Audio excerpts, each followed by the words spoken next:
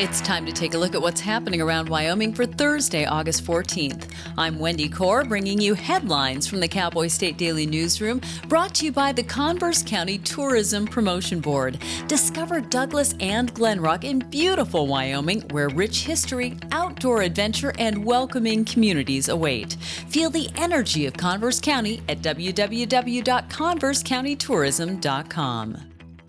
A Wyoming Legislative Committee chair is removing a former Speaker of the State House and one of the state's foremost public records law experts from the schedule of an upcoming meeting because of a political column that he writes.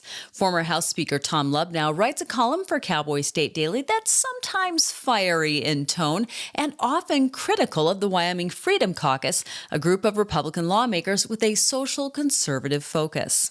Cowboy State Daily's Claire McFarland reports that Lubnow, a Republican himself, was removed from the agenda for Thursday's Legislative Corporations, Elections, and Political Subdivisions Committee meeting. Tom Lubnow, besides being former House Speaker, is probably the foremost expert on the Public Records Act in Wyoming. He was going to testify not for the press, but for the government. And Senator Hale Case let him know here a couple days ago, like, oh, whoops, never mind. My co-chairman doesn't want you on there. Your column is problematic. And so I reached out to Chairman Christopher Knapp, and he said, look, this column is beneath a level of civil discourse that I would expect from someone testifying before this committee. Lubnow, conversely, was like, I've been testifying before legislative committees since 1986 without issues. Lubnow said his political column is a product designed to both entertain and inform people, and its nature doesn't affect his ability to show decorum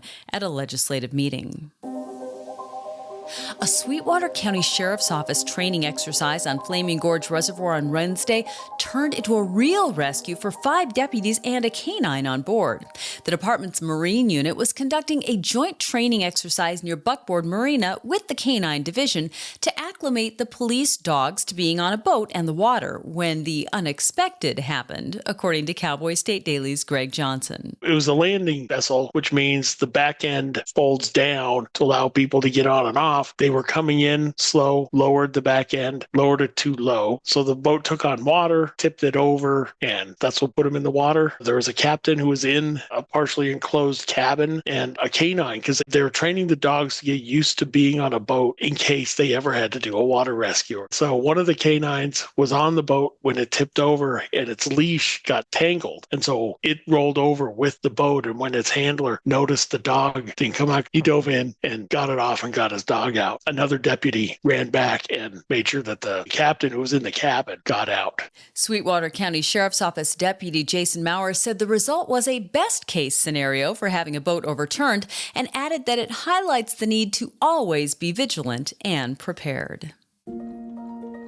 The recent listing of Wyoming's expansive Pathfinder ranches drew a global spotlight for its size at more than 900,000 acres, 4 times bigger than New York City and bigger than Rhode Island. Now, there's an even larger ranch for sale, and it's also in Wyoming.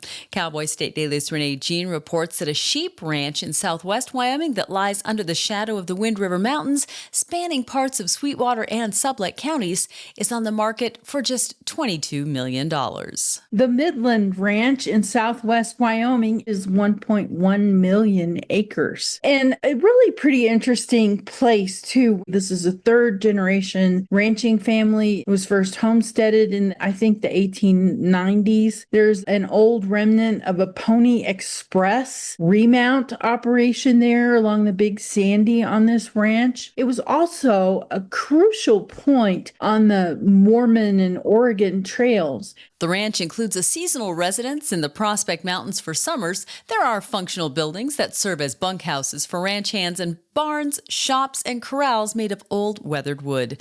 With generations of history, the Midland Ranch is a landmark in Wyoming. A 55-year-old Casper woman is accused of siphoning money from fundraisers that were meant for her Glen Rock client who suffers from ALS. Sherry Roberts of Empower Case Management faces an initial hearing Thursday in Douglas Circuit Court on a charge of exploitation of a vulnerable adult, in this case, a 43-year-old Glen Rock woman with Lou Gehrig's disease named Deanna Cotton. Cowboy State Daily's Dale Killingbeck reports that police began investigating Roberts after they were alerted by the Wyoming Department of Family Services. This case manager had done 3 fundraisers for her client, and according to the information in the affidavit, the money from those fundraisers didn't all get where they were supposed to be. They were siphoned off. That's what it appears according to the court document. And now this case manager is facing a charge that could get her 10 years in prison. Cotton is a former businesswoman and author who's written about her efforts to live with the disease. In a statement provided to Cowboy State Daily, Cotton said the case highlights how easily trust can be abused and the importance of knowing how to protect vulnerable individuals from exploitation. I'll be back with more news right after this. First Northern Bank of Wyoming has been a pillar and a cornerstone in our community since 1885. It's the oldest continuing operating bank in existence in Wyoming today. I see First Northern Bank make a positive difference in our community. They're always in the list of sponsors. Our people deliver the absolute best service that you can find.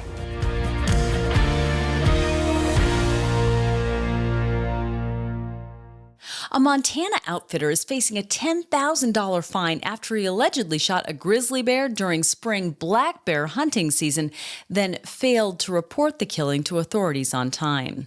According to federal law, anyone who kills a grizzly must report it to state and/or federal wildlife agents within just a few days.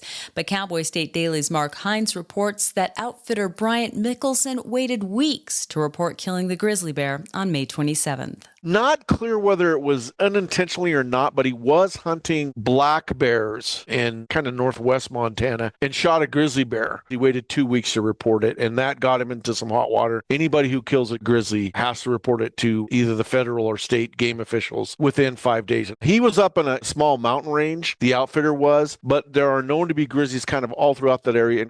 Mickelson was charged with failing to report the taking of a grizzly bear. He made a plea agreement with prosecutors who recommend that he be fined $10,000 and sentenced to 1 year of probation. A person has been arrested in connection with a gunshot death in July at F.E. Warren Air Force Base in Cheyenne. 21-year-old Braden Loven died in a shooting on July 20th that remains under military police investigation. Cowboy State Daily's Claire McFarland reports that the scope of the investigation includes looking into the Sig Sauer M18 pistol, a model that's been under scrutiny for reports of unintentional firings. They did not give a name. They did not say which court, if it's a court-martial or federal proceeding. They say that the person was arrested on suspicion of involuntary manslaughter and making a false statement and obstructing justice, and that this is the fruit of progress in the investigation after initial reports prompted an investigation into the gun. Loven was a defender assigned to the 90th Security Forces Squadron, 90th Security Forces Group. Officials say the investigation is ongoing and further details are not available. Well, sharp-eyed Buffalo Bills fans weren't mistaken when a Wyoming-themed banner appeared on their screens during the team's first preseason game against the New York Giants on Saturday. Complete with the famous UW Bucking Horse logo, the targeted branding of the brown and gold continues a campaign of drawing attention to the university through its most famous alum, Bills quarterback and reigning NFL MVP, Josh Allen. That's according to Cowboy State Daily's Jackson Walker. The University of Wyoming on Tuesday announced a partnership with the Buffalo Bills, and it's going to feature a lot of University of Wyoming branding and messaging throughout the 2025 and 2026 NFL season. And what's really cool about this partnership is that they're specifically targeting Western New York State students to come to the University of Wyoming. The university told me that it received 43 students from New York in last year's class, and they're hoping on increasing those numbers in subsequent years. The partnership, which builds on momentum from UW's 2025 Super Bowl ad, will see the school promoted across several in-stadium and digital marketing assets. UW will also be named the official home game sponsor of the Bills' November 16th game against the Tampa Bay Buccaneers. And it takes an act of Congress and a lot of bipartisan support to rename a post office. In Shoshone, Wyoming, that honor was just bestowed upon Desi Bout as her family, local community, and politicians gathered to honor the rededication of the town's U.S. Post Office building in her name.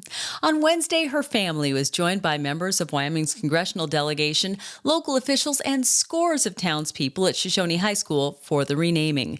Cowboy State Daily's Jackie Dorothy attended the event. The unusual thing about naming the post office after Desi is that when you look at the post offices that are dedicated, it's to people like Bob Hope, Walt Disney, national figures. And here in Shoshone, we named it after a local postmistress. Very unique, and that is the Wyoming spirit. The entire family gathered, and especially her three children, Eli and Nick Bout and Ruby Calvert. They were there talking about their mother and really proud of the legacy she has left our state. Bout was called a trailblazer who was an advocate for education, veteran, and a postmistress for 13 years in Shoshone, living to age 102 before she died in 2023. And that's today's news. Get your free digital subscription to Wyoming's only statewide newspaper by hitting the daily newsletter button at cowboystatedaily.com. And you can watch this newscast every day by clicking subscribe on our YouTube channel, or you can listen to us on your favorite podcast app. Thanks for tuning in. I'm Wendy Core for Cowboy State Daily.